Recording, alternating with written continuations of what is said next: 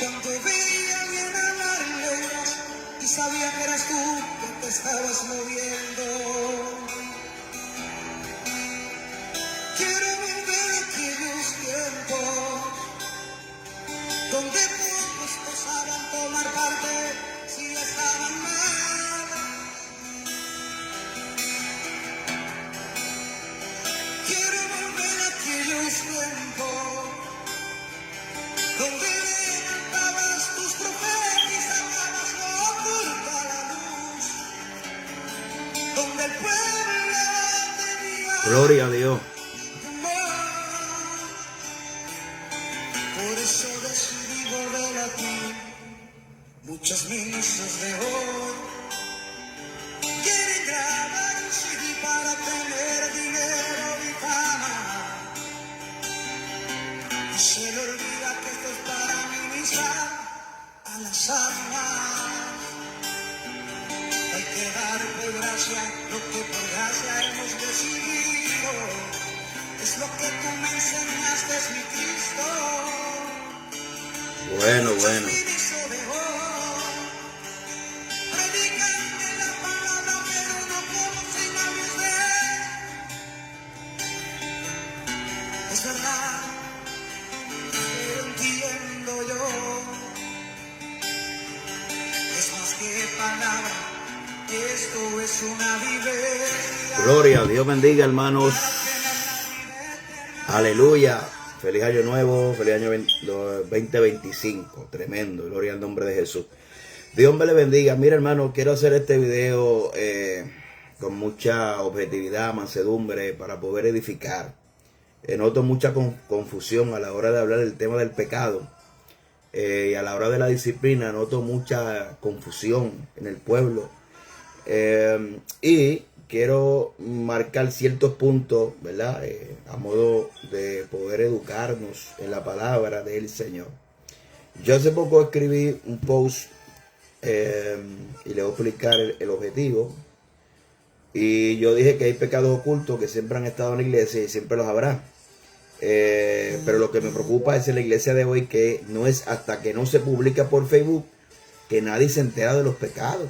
Entonces comienzan, eso a mí me preocupa porque nos hemos encargado de fabricar una imagen de una iglesia perfecta, gloriosa, llena de Dios, y cuando usted viene hay falta de discernimiento de espíritu. Yo dije en ese post que lamentablemente nosotros, me incluyo, invitamos a la gente por lo que vemos en las redes sociales. O sea, la iglesia ha sustituido el Espíritu Santo por el Facebook. Por el Facebook invitamos a predicadores y por el Facebook nos enteramos el pecado de todo el mundo. O sea, el Facebook se ha pasado a sustituir lo que es el Espíritu Santo. Y eso para mí, yo digo, hermano, sentimos tanta indignación porque hemos descubierto que alguien está en pecado, que desde el ministerio de Jesucristo, Judas mismo estaba en pecado, luego fue Ananías y Zafira, que estaban en pecado, y Dios hizo lo propio. Y a veces nosotros nos cuestionamos, obviamente no pasamos paños tibios al pecado, pecado es pecado, pecado causa indignación, pero la Biblia es clara. La Biblia dice, hermano, si alguno fuere sorprendido en pecado, dice, restaurarle con espíritu de mansedumbre. Segundo, ¿qué pasa, pastor, si el pastor de fulano, y obviamente estoy hablando de casos que han surgido desde el año pasado, desde diciembre hasta hoy, escándalos por todos lados, y eso, bueno, yo me he criado en el evangelio y he visto muchos escándalos. Y la pregunta que se hace el pueblo es, wow, pastor, y si el pastor de esa persona no hace nada, entonces ¿qué va a hacer? Pues ahí es donde la gente y el pueblo desconoce que existe algo que se llama la disciplina soberana. Existen tres clases de disciplina en la iglesia. Número uno, existe la autodisciplina. La autodisciplina es cuando nosotros entendemos que hemos hecho algo mal. Hablamos con el pastor, yo entiendo que debo estar sentado un poco para restaurarme. Esa es la autodisciplina. Segundo, la disciplina eclesiástica, que es una disciplina administrativa. Es administrativa porque se utiliza el reglamento de la iglesia para decir, usted violentó tal y cual reglamento, que obviamente el reglamento de la iglesia debe estar respaldado por la palabra, obviamente, y es una disciplina administrativa, ¿no? La persona deja de tomar participación en la iglesia con la objetividad de que la persona tenga un momento de meditar y meditar lo que hizo mal para poder ser restaurado. Y la disciplina soberana de Dios, esa es la que nadie se va a escapar. Esa es la que no ha pasado por una disciplina eclesiástica, que es administrativa. El que no ha pasado por una autodisciplina, se va a tener que enfrentar a la disciplina soberana de Dios, inclusive aun cuando la disciplina soberana de Dios es la que pasó David cuando pecó. Entonces es curioso saber cuando nosotros nos convertimos como pastores que no se pueden. Aquí nadie está hablando de pasarle paños tibios al pecado. Lo que pasa es que nos vestimos con ropa de justiciero y estamos dispuestos a meterle fuego a toda la obra de Dios, tirarlo al zafacón porque alguien pecó. Entonces, para mí es curioso entender, para mí es curioso ver que la gente siente tanta pasión para señalar el pecado, mas sin embargo tu vecino se lo está llevando el mismo diablo. Tu vecino quizá tiene problemas matrimoniales, tu vecino quizá tiene problemas de suicidio, depresión, ansiedad, y usted ni siquiera se mueve a predicarle. Entonces hemos santificado tanto el Facebook, como acabo de leer un comentario, que pretendemos elevar, es que esto es algo que es increíble, pretendemos elevar a nivel de epístola el Facebook. O sea, comenzamos a teorizar y comenzamos a especular. No, si el apóstol Pablo estuviera y Pedro estuviera en estos tiempos, hubiesen utilizado el Facebook para denunciar. La iglesia no se rige por especulaciones o por supuestos. O sea, eso es un supuesto, eso es una teoría. Entonces comenzamos a teorizar, porque si el apóstol Pablo tuviera, hermano, el apóstol Pablo está muerto, está en el cielo. Pedro también está en el cielo. Los tiempos de los apóstoles pasaron. Y esa autoridad apostólica es muy distinta a la autoridad que existe ahora. Muy distinta. Ya no existe un Pablo, ya no existe un Pedro, ya no existe un profeta Isaías, ya no existe un profeta Natanael. O sea, deje de atribuirse ese tipo de autoridad, porque la disciplina se da en un contexto de congregación. Cada pastor es responsable de poner disciplina. Si ese pastor no ha puesto disciplina por X o Y circunstancia, nadie se va a escapar de la disciplina soberana de Dios. Entienda y dejemos de ser justicieros. Usted no es Batman, usted no es Robin, usted no es Pedro, usted no es Pablo. Muchas veces nosotros, obviamente bajo nuestra indignación, claro, el pecado no se ve tolerar. ¿Cuál es mi reacción como iglesia? Si tengo las evidencias suficientes para determinar que una persona anda en pecado, mi deber es no respaldarla, como dice la Biblia. La Biblia dice en 2 Tesalonicenses capítulo 3, versos 6 al 13, que si hay un hermano que anda desordenadamente, dice con el tal ni os juntéis, la Biblia lo dice. ¿Ve? Pero a mí me llama la atención, y tenemos que entonces nosotros poder discernir la intención de nuestro corazón y hacernos preguntas objetivas. ¿Por qué es que yo veo tantas personas con una pasión tan tremenda a la hora de denunciar pecado, pero cuando vemos que nuestro hermano, que está nuestro amigo, que el conocido, el empleado, el que usted ve por el mall, el que usted ve por la carretera, el vecino, el hermano, se lo está llevando el diablo, no sentimos la misma pasión para que las almas sean salvadas? Esa es mi pregunta. ¿Por qué es que tenemos que depender del Facebook para entonces enterarnos de los pecados? Yo he pasado experiencias mientras ministraba, me acordaba para hacer este Facebook rapidito, experiencias que he pasado con el don de discernimiento. Estaba predicando en una iglesia grandísima. Al final, Dios me dio una palabra. Que había un hombre que estaba hablando con una que no era su mujer, y yo dije, está aquí. Yo sabía quién era. Cuando la persona pasó al frente, recibió el impacto. Yo sabía, el Espíritu Santo me dio testimonio de quién era esa persona. Yo bajé del altar, oré por él. Esa persona, cuando se acabó el culto, me dijo: pastor, yo soy esa persona. Muchas veces nos preguntamos por qué es que Dios nos saca pecados a la luz. Y me corrijo a lo que dije. Quizás no es que no está el Espíritu Santo. Es que el Espíritu Santo conoce la intención del corazón de muchos. O sea, yo en esa experiencia propia de estar ministrando, identifiqué un pecado de adulterio. Fui a orar por la persona. La persona, cuando se acabó el culto, fue donde me dijo: yo soy una persona. Yo le dije: apártate de ese pecado. Dios te acaba de dar una oportunidad. Habla con tu pastor. ¿Ven? Me recuerdo en otra ocasión que había un culto tremendo. Y el Espíritu Santo, ¿verdad? Con la presencia de Dios en ese culto, la persona que estaba en pecado comenzó a sentirse asustada. Bueno, a tal punto que salió de la iglesia corriendo. O sea, salió asustada. Eso, o sea, yo digo asustada, pero realmente fue el temor de Dios que le cayó. Y eso pasa cuando la presencia de Dios desciende. No solamente restaura, hace que las almas se salven, sino que pone convicción de justicia, juicio y pecado. O sea, a mí me preocupa, verán, en este caso, como personas, ¿verdad?, ocupando lugares prominentes de autoridad para ministrar, supuestamente ministrando, ¿verdad?, bajo la dimensión del Espíritu Santo, no sienten ese tipo de convicción en ese momento del pecado. Entonces hay que preguntarnos qué espíritu se está moviendo, ¿no? Pero básicamente lo que yo quiero hablar a la iglesia es que muchas veces nosotros, nuestra indignación no puede dominar lo que es bíblico, ¿verdad? Todo el mundo se indigna cuando se... Pero la Biblia es clara, ¿verdad? Vosotros que sois espirituales, restaurarle con espíritu de mansedumbre, no sea que tú mismo caiga en eso. O sea, nosotros cuando corregimos el pecado debemos también poner los zapatos de los demás y entender que es un proceso de restauración. Pastor, que hay charlatanes, claro que lo hay por montones y no nos hemos enterado.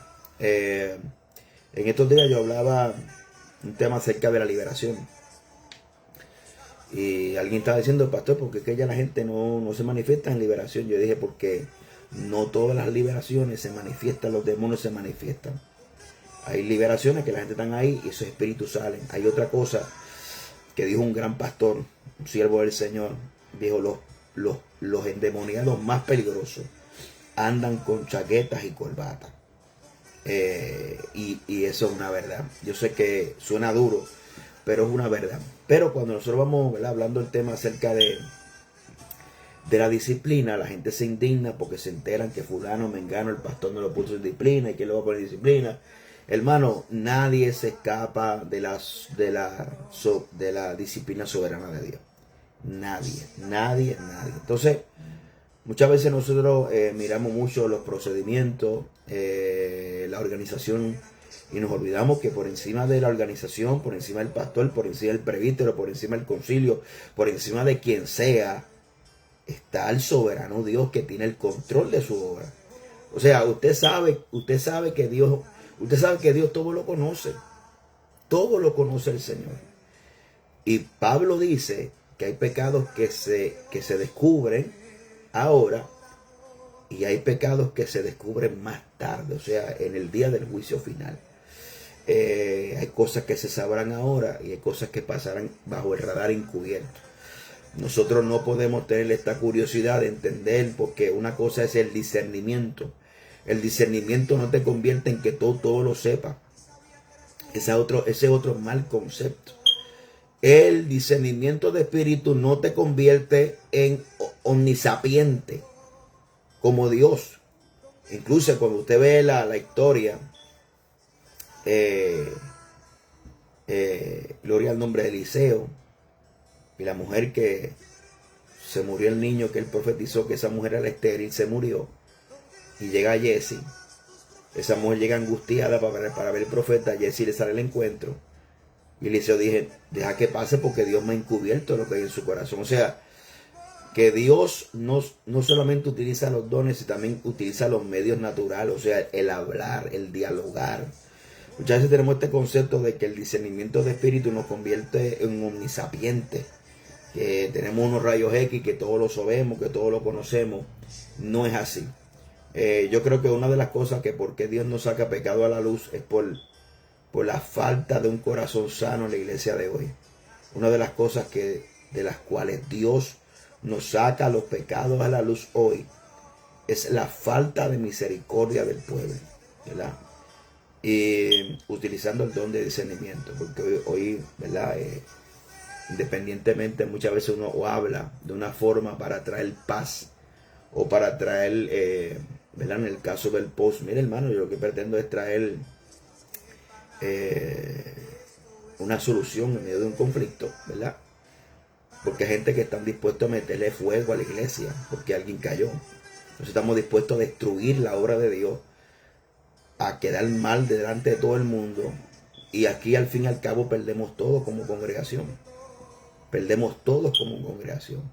Porque el mundo que está allá afuera no sabe distinguir entre el que está 100, el que está 30, el que está en el espíritu, el que está mal. Aquí perdemos todo. La iglesia de Cristo pierde. Y este problema es un problema mucho más profundo. Esto es un problema desde el pastorado hacia abajo. O sea, ¿quién seleccionó ese pastor? ¿Quién unió ese pastor? Ese pastor es llamado de Dios, porque ningún pastor que es llamado por Dios deja de corregir a sus ovejas o deja el pecado pasar por alto. Ningún pastor llamado por Dios va a hacer eso. Pero si el pastor de Dios, el llamado por Dios, no pasa por alto el pecado, pero sí sabe corregir el pecado con mansedumbre, con sabiduría. ¿Ven? Usted puede tener una comparación de los tiempos de antes, cómo se hacían las cosas. Pero el tiempo de antes, 70, 80, bueno, 80, el que viví, 90, no es la brújula de la iglesia. La brújula de la iglesia, o cómo la iglesia se dirige, es la palabra del Señor. Los tiempos han cambiado, Dios no ha cambiado, pero la gente sí han cambiado. Quizá antes se podía decir, fulano de tal está en disciplina por tal cual cosa, y la iglesia lo callaba, o la iglesia oraba. Haga eso hoy, para que usted vea que esa persona usted la va a tirar al mundo, para que usted vea que esa persona va a quedar herida y marcada para el resto de la vida. ¿Ve? Entonces, no es que Dios cambia, no es que nosotros hemos cambiado, es que la gente han cambiado. Y como nosotros le servimos a un Dios que es tan sabio, Dios sabe hacer las cosas, porque al fin y al cabo la intención de Dios es que nadie se pierda, sino que todos procedan a un arrepentimiento. Esa es la objetividad y esa es la finalidad que todos debemos buscar, ¿verdad? Y hay gente, por ejemplo, hay gente que me llama, mire, en situaciones pasadas me llaman, pastor, mira, en mi iglesia está pasando esto, lo otro, pastor no hace nada, pastor, ¿qué yo puedo hacer? ¿Sabes yo lo que le aconsejo? Mire, yo lo que le aconsejo es, usted no es responsable de esa iglesia. Usted no es responsable de esa iglesia. O sea, usted está en una congregación que está pasando cosas que usted está chocando con la palabra, con sus convicciones. Usted no es responsable. Yo no le voy a aconsejar a usted que se levante en medio de un culto a formar un escándalo. Dios no forma escándalo. ¿Ve? ¿Cuál es lo más de eso? Bueno, usted ora al Señor. Le ora a papá Dios. Señor, está pasando esta iglesia, me estoy muriendo aquí. Guíame a un lugar donde yo pueda crecer. Eso es todo. Y usted ora por esa gente para que Dios le abra los ojos, para que Dios pueda ayudarlo. Entonces, ahí me preguntan el tiempo de una disciplina. Eso es muy importante. El tiempo de una disciplina tiene que estar, si hay una iglesia que tiene una buena organización, ¿verdad? Tiene una buena organización. Eso debe estar reglamentado. El reglamento cubre esas áreas, ¿verdad? Y esas áreas deben estar reglamentadas. También un método muy importante es que la iglesia tenga ancianos, ¿verdad? Y obviamente esos ancianos son gente espirituales, maduras, donde se llevan casos difíciles. Y esos casos difíciles, esa gente con la sabiduría de Dios, con la experiencia de Dios, van a determinar, ¿verdad? Esto también ayuda al pastor, ¿verdad? Si hay pastores aquí que me están viendo, eso le va a ayudar a usted. ¿Para qué? Porque no va a caer exclusivamente sobre usted esa responsabilidad, ¿verdad? Y la Junta de la Iglesia determinará, ¿verdad?, cuánto es el tiempo. Ahora, la disciplina es un proceso de restauración. Hay otro problema con el pecado, que nosotros tenemos escalas de pecado. ¿Ves? Tenemos escalas de pecado. Ahora bien, yo tengo un librito por ahí que está descontinuado, que es muy interesante. Se llama Licencia para Pecar. Licencia para Pecar es un libro que habla de la radiografía del pecado, que es lo que produce el pecado en el ser humano. Y me llamó siempre la atención de ese libro, que ese libro decía que hay pecados que son aceptados como norma en la iglesia. ¿Ves? ¿Cuáles son pecados aceptados como normativos en la iglesia, que se han normalizado? La murmuración, la crítica, la disensión. ¿Qué es una disensión? Disensión es lo que vemos todos los diciembre. Ya usted sabe, ¿verdad? Eso es discusión por palabra. No son discusión por doctrina, como la Biblia nos manda, ¿verdad? Contender ardientemente por la fe que una vez fue implantada en vuestros corazones, ¿verdad? Pero ese es otro tema. Pero pecado es pecado. Hay pecados escandalosos, visibles, que se requiere. Ese libro está descontinuado, Mario. Descontinuado. Yo lo compré para la década de los 90. Y es tremendo. Un día se lo muestro por ahí. Entonces, es triste que, y vuelvo a recalcar que a mí es curioso, ¿verdad? Cuando la gente siente tanta pasión por denunciar el pecado. Pastor, hay que denunciar. ¿Y dónde está el pastor? Y vamos a orar y vamos. Entonces usted se convierte como una persona que quiere linchar a la gente, ¿verdad? Un justiciero. Y le estoy explicando a la gente que la responsabilidad principal recae sobre el pastor de esa persona. Si el pastor de esa persona no hace lo que tiene que hacer, nosotros no podemos ignorar que está la disciplina soberana de Dios, ¿verdad? Y tampoco podemos perder de vista que la intención de la disciplina es la restauración. No podemos ver la disciplina como un método de castigo, ¿verdad?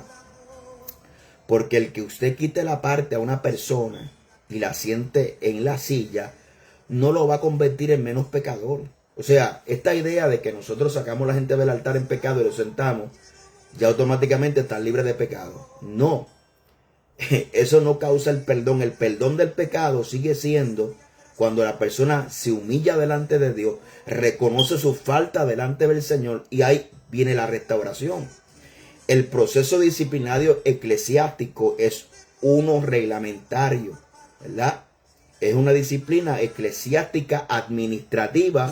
Por violentar el reglamento de la iglesia, se le elimina la participación de la iglesia. Pero la gente han elevado esa disciplina, y no estoy minimizando, porque es necesaria.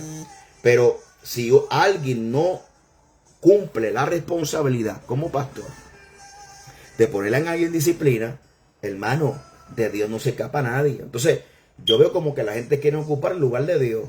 Bueno, como el pastor no lo hizo, nosotros vamos a tirarlo al medio, vamos a desbaratarlo y vamos a prenderle fuego. Entonces no estamos pensando en la salvación de esa alma. Usted no conoce la intención del corazón, usted no conoce. Entonces nosotros como que, gracias a Dios, que Dios no es como ninguno de nosotros. Yo hace poco, una de las que le he estado sacando en estos mensajes y he escudriñado bastante, el pecado de Pedro. ¿Sabes lo que es negar a Cristo? Negar a Cristo. Usted anduvo con Cristo, lo negó a Cristo cara a cara. Lo negó. Cristo dijo: me vas a negar, Pedro. Va a cantar el gallo, me vas a negar, Pedro. Y usted sabe lo que hace Cristo. ¿Usted sabe lo que es negar a Cristo? Cuando le decían: tú hablas como él, te pareces a él. Yo no ni lo conozco. Wow. Pedro lloró amargamente. ¿Usted sabe lo que hizo Cristo? Cristo en el capítulo, creo, Juan, Evangelio según San Juan, capítulo 21, si no me equivoco. Cristo se apareció, Pedro estaba pescando con 7 más. Y otra cosa más, Lea la Biblia y los otros evangelios para que, para que entienda que que Pedro no solamente negó a Cristo, muchos más negaron a Cristo de entre los discípulos. Es más, Pedro estaba pescando con 7 pescadores. 7 discípulos. Estaban en día de pesca. Apareció Jesús. Jesús le dijo, tiren la red, no habían pescado. Nada. Jesús le dice, tiren la red. Pedro pescó. Wow, se parece al maestro, se tiró, se ciñó su ropa. Jesús le estaba esperando con un pescado. Mire, al que negó, mire, si hubiese sido yo, vamos a ser sinceros. Como yo digo, si yo hubiese sido Jesús, lo primero es que yo le daba una cantaleta, como decimos nosotros, los boricuas. Yo le hubiese dado una cantaleta a Pedro. Pedro, yo te dije que me iba a negar, tú no me hiciste caso. Yo te dije que Satanás te iba a zarandear, que me iba a negar 3 veces, Pedro, pero no hiciste caso. Pero nosotros no somos como Dios. Jesús lo esperó, le dio de comer y comenzó una conversación. Pero tú me amas, no, Señor, yo te quiero. Pero tú me amas, no, Señor, yo te quiero. Y a lo último, Jesús bajó al nivel de Pedro, le dijo, Pedro, tú me quieres. Y Pedro dijo, sí, Señor, yo te quiero. Esto es una gran enseñanza, que como Dios sabe que tú no puedes subir al nivel del te amo, Jesús baja el te amo al te quiero. Eso es tremendo. Y muchas veces la gente no entiende cómo Dios trabaja. Dios trabaja de una forma individual. Dios trabaja de caso a caso. Dios es un Dios personal. Y a veces queremos meter a Dios dentro de una caja, aplicarle las cosas a todo el mundo igual. Y no es que estamos dando privilegio a la gente. Es que usted no conoce el secreto. Usted no conoce el corazón. Hay muchos elementos que usted no conoce, usted no es Dios. ¿Ve? Pastor, usted está pasando paño al pecado. Negativo. Pecado es pecado. Pero la Biblia habla cómo se corrige el pecado. Y la Biblia habla cómo son los responsables y en qué contexto se corrige el pecado. ¿Ve? Y, ¿verdad? Todos, ¿cómo le digo? Es una cosa tremenda. Y para finalizar, ¿por qué es que nosotros no sentimos la misma pasión por las almas que se pierden? Esa es mi pregunta. Usted nunca se ha parado en un centro comercial y comienza a mirar a la gente, comienza a mirar la familia que están allí, y dice, wow, cuánta gente va en camino a la perdición. Usted nunca se ha parado donde hay mucha gente y se ha puesto a pensar, wow, esta gente va en camino a la perdición. Esta gente, si el Señor no lo salva, va en camino. Si Cristo viene, esta multitud se queda. Pero a la hora de denunciar pecado, a la hora de denunciar, a la hora de sentirnos indignados, y no estoy diciendo que el pecado hay que pasarle paño tibio, pecado es pecado y hay que tratar el pecado rigurosamente como la Biblia lo trata, dentro del contexto y quiénes son los responsables de tratar con ese pecado. Pero usted no puede vestirse de justiciero ignorando que hay una disciplina soberana de Dios, que Dios en su inmensa sabiduría le va a dar a cada uno, sea según sus obras. Usted no es Pedro, usted no es Pablo, usted no es nada, usted no es ninguno, usted no es Isaías, usted no es Ezequiel, usted no es responsable de la congregación entera del mundo. Atienda que usted tiene límites y cuál es su responsabilidad. Ahora, lo más triste de esto, ¿usted sabe qué es lo más triste?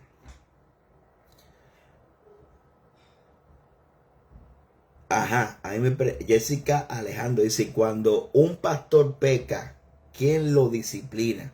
Dios. Eso es así. Si hay una persona que no está sujeto a un concilio independiente, no hay nadie por encima de él, se hace el loco, puede estar seguro que tarde que temprano la disciplina soberana de Dios lo va a alcanzar. ¿Ve? Pero esos son asuntos de Dios y ellos. Lo que pasa es que nosotros queremos tener el control.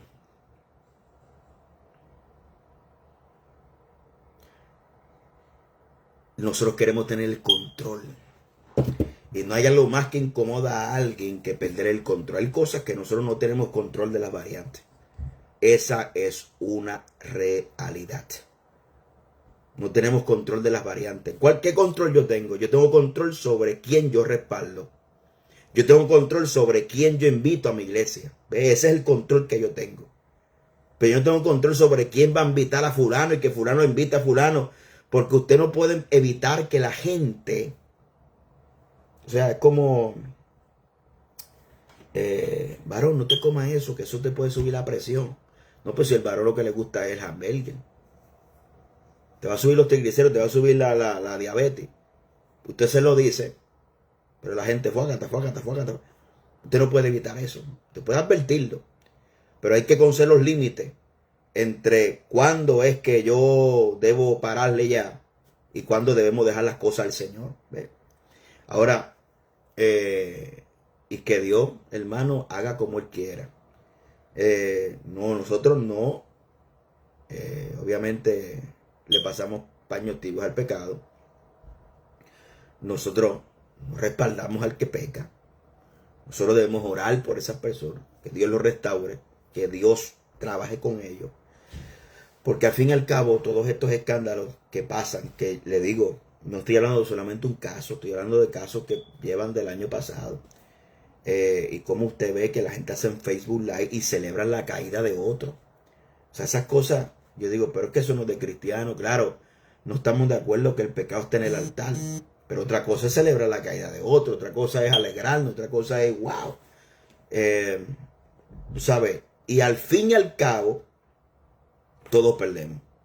Porque allá afuera, en el mundo, todos nos meten dentro de un saco. ¿Me entiendes? Es como yo fui un día, para finalizar, fui a invitar a hacer evangelismo. Y de puerta a puerta. Y me encontré con una persona y me dijo, mire pastor, los pastores pasan viendo chavos. Y los pastores y se pasan peleando. Y que si hay gente que son unos charlatanes. Entonces esa persona esperaba que yo le refutara para entrar en una contienda. Y yo le dije, bueno, usted tiene toda la razón. Ahora existe un problema. Que aunque usted ve ese problema y usted utiliza eso para no ir a la iglesia, eso no le va a justificar el día del juicio. Aquí dice, vamos a ver si por aquí se fueron la pregunta. A ver. Se me va. Si hay una junta de líderes y el pastor peca, los líderes bajo el reglamento pueden tratar el asunto. Pues claro, eso es así. Los líderes espirituales.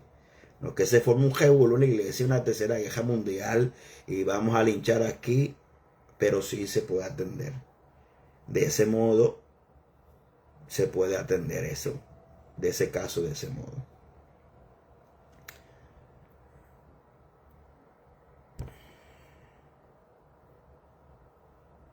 Gloria a Dios. Y que Dios nos ayude, hermano, a poder crecer, ¿verdad?, en este tema. Que por más que yo hable, yo entiendo que un post no va a resolver este problema. Y porque yo diga una cosa, la gente lo van a dejar de hacer. La Biblia dice que al avisado ve el mal y huye. Entonces nosotros hablamos para que el que tenga duda pueda comprender un poquito mejor el contexto y comprender la perspectiva de cómo es que se hace. Y al fin y al cabo, obviamente no se tolera el pecado. Vamos a recapitular, ¿verdad? Aquí dice, ¿por qué no vemos la misma misericordia del pueblo cuando la persona no es reconocida? Bueno, es una buena pregunta que hay que preguntarle al que ha hecho eso. Yo por lo menos he reconocido o no he reconocido, es lo mismo. La intención es restaurar. La intención de la disciplina es restaurar al pecador. Que el pecador vuelva de su error, ¿verdad? Y pueda seguir hacia adelante y ser salvo, ¿verdad? Esa es la finalidad de la disciplina. Y que la persona pueda... Hay otro caso también que me ha pasado. personas que se ponen en disciplina en la iglesia y se ponen en el papel de la víctima, ¿verdad? Y el responsable es el pastor, ¿no? El pastor es el malo, el pastor fue que me puso en disciplina, yo no hice nada malo. Ya esa persona, cuando asume una actitud de víctima en un proceso disciplinario, la disciplina no tiene su efecto. Y eso es lo que dice la Biblia. Que si nosotros que hemos sido ejercitados, ¿verdad? O hemos sido en la disciplina, ejercido en la disciplina, si soportamos, ¿verdad? La disciplina, Dios nos trata como hijos. Pero si menospreciamos la disciplina, dice Hebreo, que nos trata como hijos bastardos. Wow, eso sí es fuerte. Entonces también la restauración depende de la persona.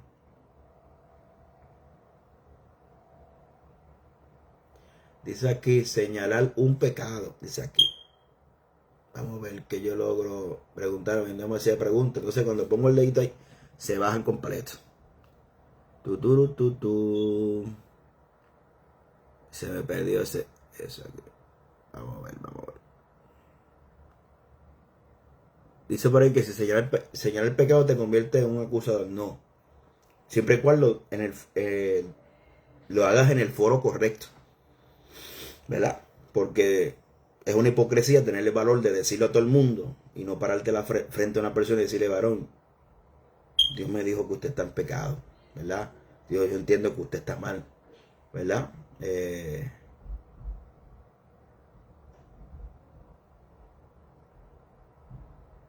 No sé qué dice ahí.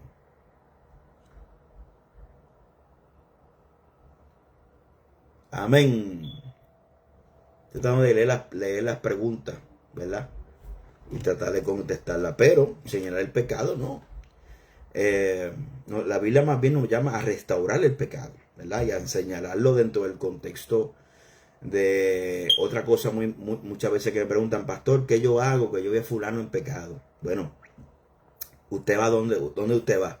Yo vi a fulanito por ahí, estaba jugando el Pega 3, el loto, la lotería, habían 5.5 millones.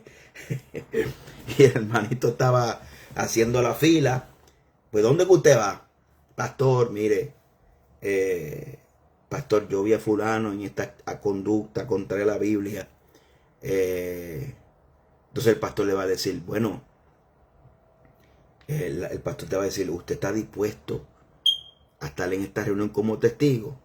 Y si usted dice que no, pues entonces usted no tiene mucho amor, que digamos, por la obra. Porque el que tiene amor por la obra está dispuesto, ¿verdad?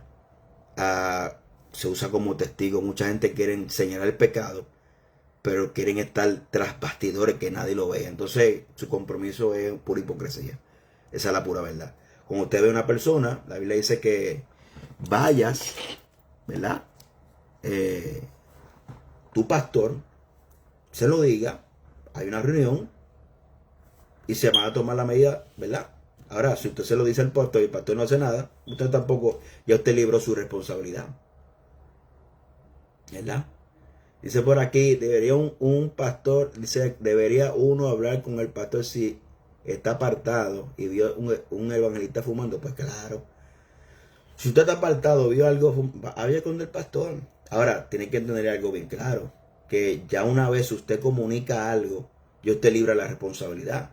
O sea, no vaya más allá a tratar, pastor, usted tiene que hacer esto. No, usted comunica y ya usted libró su responsabilidad. Esa es una de las cosas que muchas veces no entendemos, los límites, donde yo puedo llegar y donde yo estoy haciendo, pasando la línea. Y por aquí dicen, no lo hacen, hablan y no dan cara. Eso es perfecto, eso es así, lamentablemente. Dios te bendiga, José Herrera. Usted puede hablarlo porque usted fue apartado. Yo te conozco, Luis, la voy. Y usted simplemente le notifica lo que usted vio y ya está. Usted libra su responsabilidad. Si le preocupa.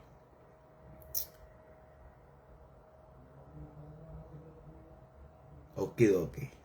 Vamos por ahí. Así que pues le dejo este Facebook Live por aquí, ¿verdad? Tratando de aclarar un poquito. No estoy hablando de un asunto específico. Estoy hablando de que del año pasado estoy notando escándalos. Y le comento la última experiencia O sea, una última experiencia para salir. Estaba predicando yo en una iglesia, en un estado, una campaña batallada. Y uno ve como que a veces como que, wow, hay como un aguante. Y en esa iglesia yo me acuerdo que el final, el último día, Dios me dijo, fue ahí donde el Señor me dijo orando, me dijo a la iglesia, no se escandalicen, porque hay cosas que van a salir a la luz. Y es Dios permitiéndolo. Cuando llegué a Puerto Rico, ahí la esposa del pastor me llamaba que había un asunto de adulterio envuelto ahí con el pastor. Fíjese, a veces Dios te muestra cosas, pero no te muestra quién. Es para hablarle al pueblo, advertirlo. A veces te muestra quién, pero usted como el vaso tiene que ser responsable cómo va a utilizar eso que Dios le mostró. Recuérdese que los dones del Espíritu es para la edificación.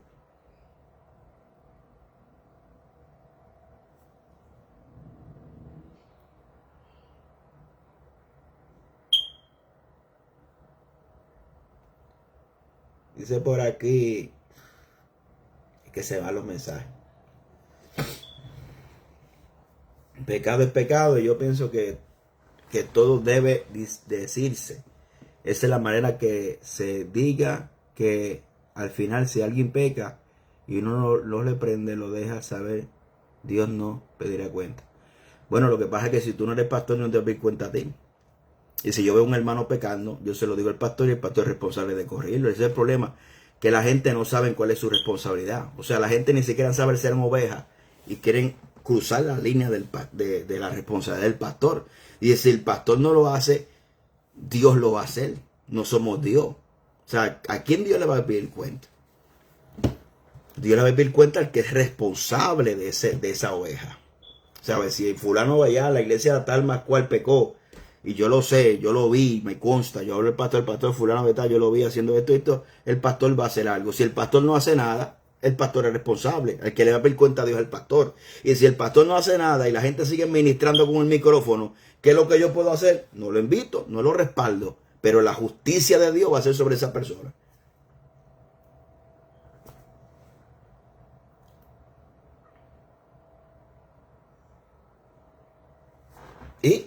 Y al final y a la postre es que Dios restaure.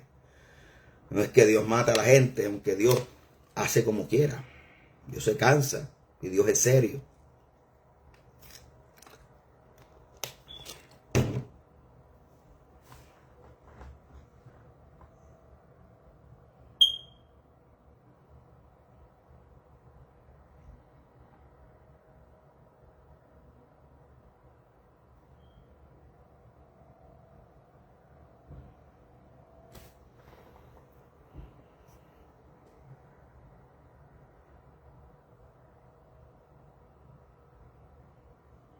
Dios no es como nosotros. Y otra cosa muy interesante, que los otros días meditaba yo la palabra, y era que existe algo en la Biblia, ¿verdad? Son 40 autores, 1600 años de historia. El antroformismo bíblico pretende darle características humanas a Dios para que el hombre entienda la experiencia que Dios está pasando en ese momento. Por ejemplo, en Génesis, cuando la Biblia dice que Dios le dolió en su corazón haber creado al hombre. Obviamente, el corazón es un órgano del ser humano, que Dios es espíritu. Pero obviamente se le da ese antroformismo para que la gente entienda la experiencia y esa expresión, para que el ser humano pueda entender esa expresión. Pero muchas veces existe una deformación cuando nosotros pretendemos pasar a Dios por nuestras experiencias, nuestros prejuicios, nuestras heridas, nuestras amarguras, y le damos a Dios la forma que nuestro corazón le pretende dar. Por eso la Biblia dice que nos renovemos en el espíritu de nuestra mente. Y esa renovación tiene que ser conforme a la palabra. Y esa renovación del espíritu de nuestro entendimiento. Esa palabra entendimiento en el contexto bíblico significa percepción. Una de las palabritas, hay como 5 palabras para definir esa palabra, significa percepción. La percepción es mi forma de ver yo las cosas. Es con el lente que yo la veo. A veces estamos viendo a Dios bajo el lente de la amargura, de la falta de restauración, de la carnalidad, de nuestro entendimiento, de nuestra sabiduría, usted no va a entender a Dios si no lee la Escritura. Otra cosa, usted no va a entender a Dios si esta Biblia no pasa, no se hace viva a través de las experiencias que usted pasa. Entonces estamos, en vez de darle una correcta percepción al mundo y a la iglesia de quién es Dios, pasamos a Dios por nuestros prejuicios, por nuestros contextos, por nuestro contexto cultural, por nuestras heridas, por nuestras amarguras y peor aún, por nuestra carnalidad. Y pretendemos darle a Dios una forma que en la Biblia, ese Dios no aparece en la Biblia. ¿Ve? Entonces ese es el problema, que tenemos gente con una percepción errada de quién es Dios. Nos escudriñamos la Biblia, no leemos la Biblia, pero leemos el Facebook y el bochinche de todo el mundo por Facebook. Nuestra percepción es una percepción carnal de Dios, un Dios que no perdona, un Dios que no tiene misericordia. Claro, hay un balance entre la justicia y la misericordia, porque son los cimientos del trono de Dios: justicia, misericordia y equidad. Eso le da un perfecto balance al carácter de Dios. Pero mire mi hermano, ni siquiera nosotros mismos a veces nos conocemos. A veces nosotros mismos ni nos conocemos. Entonces pretendemos porque yo como predicador y como pastor que enseño la Biblia, siempre dejo un margen de error, porque puede ser que mi percepción esté un poco equivocada. Yo no pretendo darte de lo que conozco, de lo que he leído, de mi experiencia, de lo que dice la Biblia. Pero muchas veces usted lee a la gente y ese Dios que ellos proyectan es como que sí es eso y se acabó. Yo he visto a Dios haciendo justicia, yo lo he visto, hermano, yo lo he visto. Yo vi un culto, yo presente. Había una persona que estaba en una conducta que se había corregido, se había aconsejado, y esa persona no arreglaba su condición. Pero en el momento del avivamiento quería meterse ya usted sabe, a correr, hermano. En esa obra que es la primera obra que yo pastoreé, había un mover fuerte de Dios. Cuando yo miro, hermano, yo vi a esa persona en el aire. Esa iglesia era de madera. Y yo vi a alguien que cogió a esa persona en el aire y le dio contra la pared. Yo no sé si usted cree eso, pero yo he visto a Dios reprender. Yo he visto a Dios reprender. Y quiero ser bien sabio, porque te puedo contar de más experiencias que he visto. Personas en adulterio. Veo una persona también en momento de avivamiento. Estaba en adulterio en la iglesia. Y quería estar ahí arriba. Hermano, Dios la ha metido con el altar. Yo he visto eso. ¿Sabes? Y suena fuerte, pero es una realidad. Yo lo he visto. Son reprensiones. Uno, no apoya el pecado. No respalda el pecado. Ora para que Dios los ayude, porque la intención es salvarlo. El responsable de la disciplina es su pastor. Si no puede, Dios se va a enfrentar a una disciplina soberana del Señor. ¿Sí? Eso es donde Pablo dijo: déjalo que destruya su cuerpo para que su alma se salve. Ese es otro tema aparte y profundo. Y Dios es serio. Aquí no estamos minimizando la seriedad. Lo que estamos es tratando de que la gente entienda que las cosas hay que hacerlas con sabiduría. ¿Ve? Porque vamos a destruir la obra de Dios. Vamos a destruirla nosotros mismos, a destruirla. Meterle fuego a la obra porque alguien estaba en pecado y no lo sabía.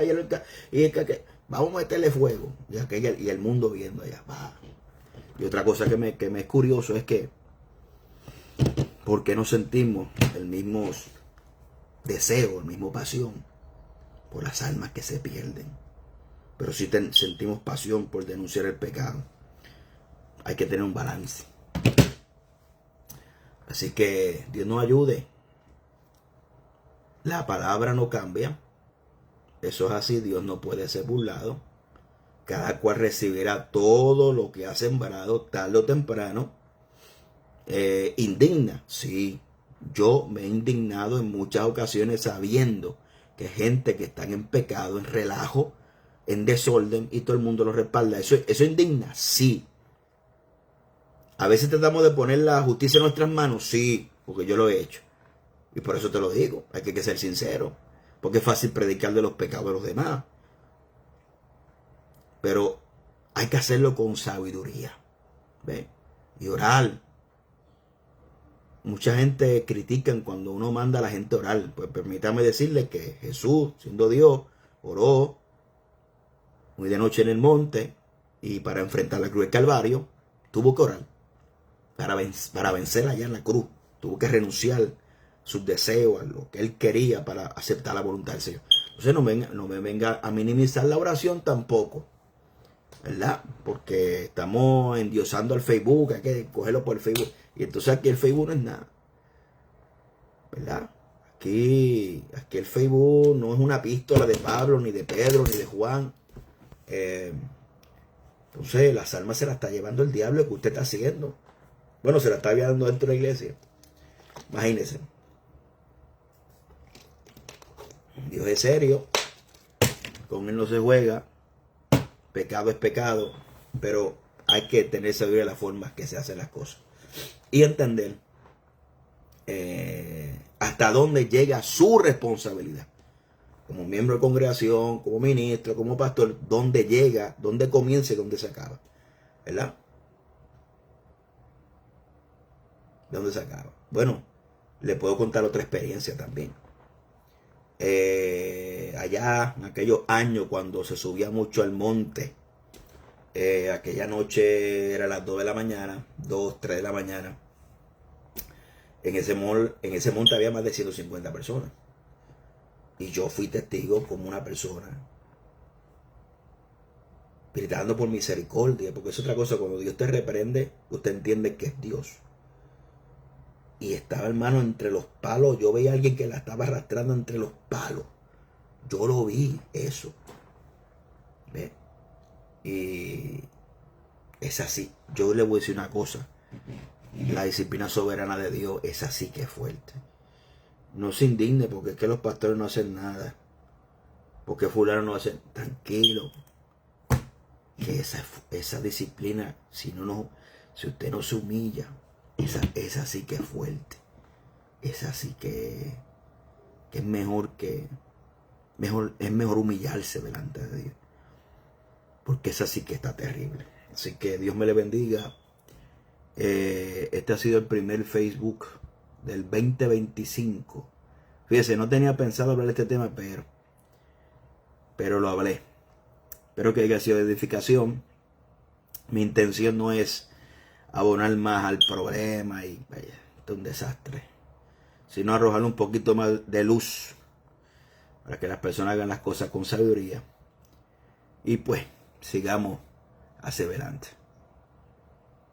Así que Dios me le bendiga, un abrazo a todos los pastores, ministros, hermanos en este 2025, ¿verdad? Busquemos más a Dios y como dice Pablo, decía, nuestra salvación está más cerca que cuando creímos. O sea, hoy es un día más que se acerca.